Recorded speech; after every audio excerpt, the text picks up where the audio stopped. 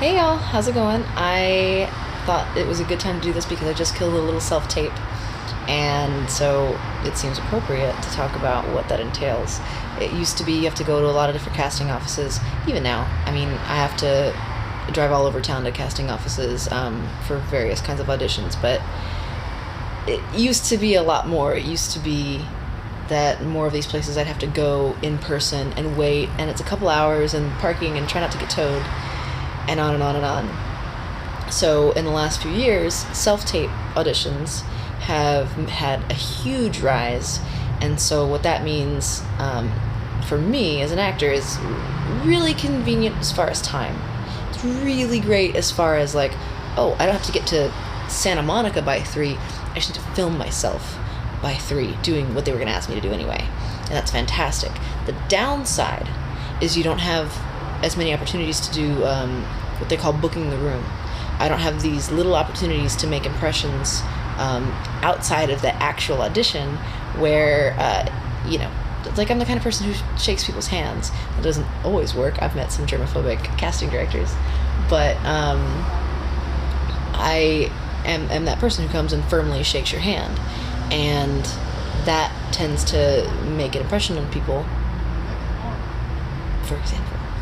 And there's also the opportunity that they have to ask you for another take. Most of the time on a self-tape, they're not going to ask you to do anything other than whatever you did. Whatever your first impression was, is it. And if it was wrong, it's wrong. Sometimes if you're in the room, if they've got time, they might be willing to work with you, especially if they like what you did.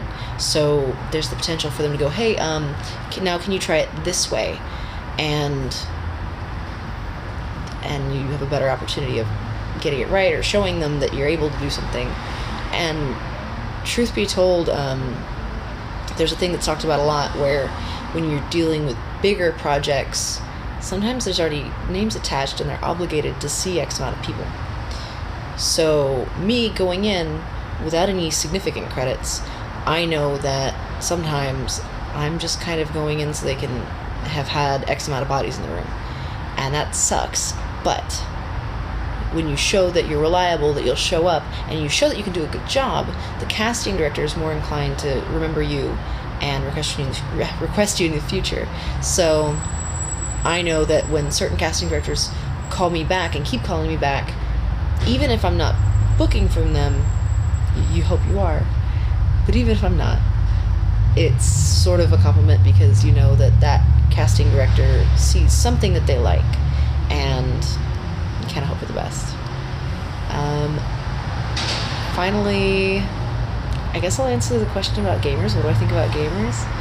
And it's pretty random, but I don't know. I like gamers. I got a bunch of buddies that are gamers. I have a couple friends that were in the top clan for Assassin's Creed for a really long time, and I used to go to E3 before E3 got open to the public.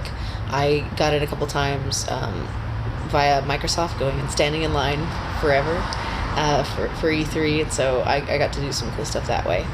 I don't know if I'll continue doing that just because it was something I tended to do with my ex, and even though it would be fun to go, I don't really want to hang out with him and he'll be there. Alright guys, have fun, post questions.